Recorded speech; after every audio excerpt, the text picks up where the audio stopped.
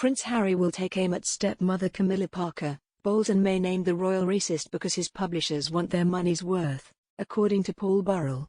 The ex-royal butler said the Duke of Sussex is set to reveal any Camilla's secrets after the Duchess of Cornwall stepped into Diana's shoes as his father's wife. He added that Prince Charles, 72, would be livid if his son paints her in a bad light in the tell-all, due to be published in 2022 as part of a lucrative four-book deal believed to be worth up to £29 million.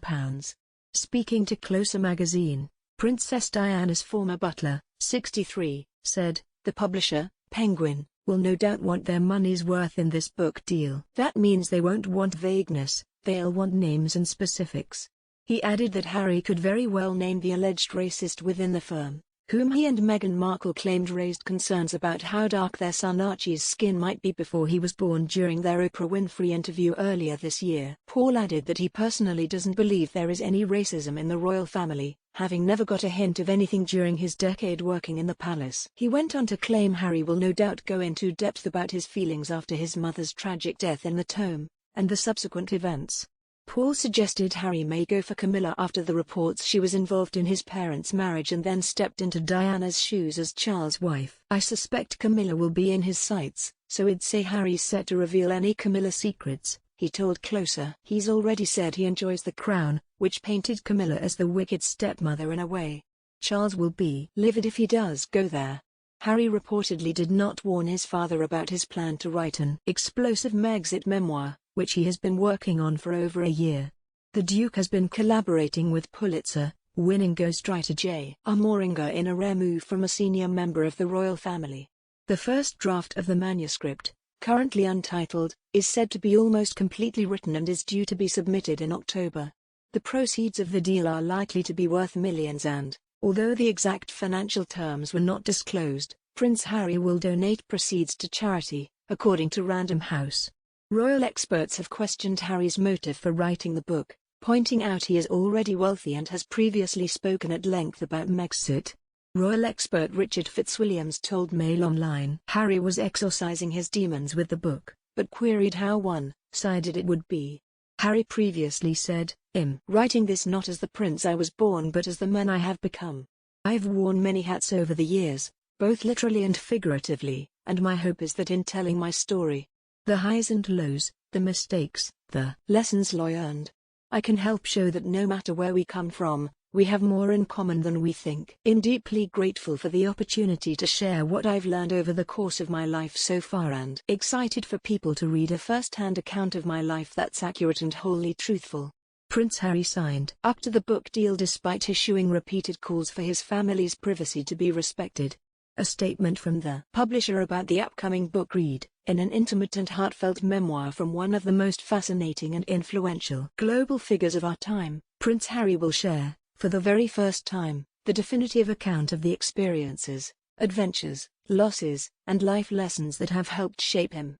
Covering his lifetime in the public eye from childhood to the present day, including his dedication to service, the military duty that twice took him to the front lines of Afghanistan, and the joy he has found in being a husband and father, Prince Harry will offer an honest and captivating personal portrait, on that shows readers that behind everything they think they know lies an inspiring, courageous and uplifting human story."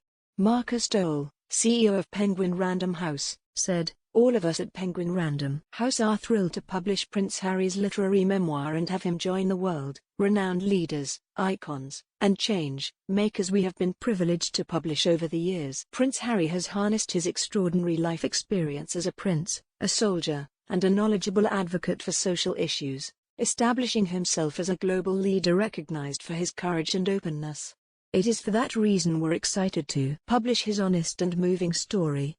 Last night Prince Harry used a live video message from his LA mansion to launch a new assault on the media and lecture on inequality in a surprise speech to VIPs including Piers Morgan hours after the ex-GMB host won a thumping victory for free speech over Meghan.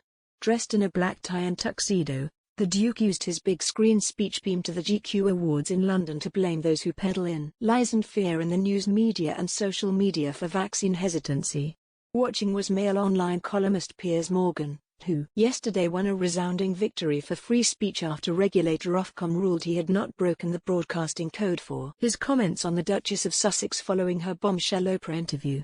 This morning he tweeted an image of Harry live from California with the hashtag #AUX, a nod to his free speech win.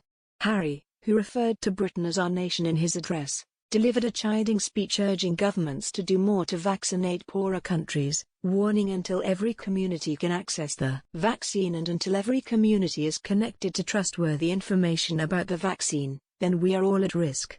Speaking from his Montecito mansion more than 5,000 miles away, the beleaguered prince lectured his star-studded London audience on media misinformation and the importance of sharing vaccines.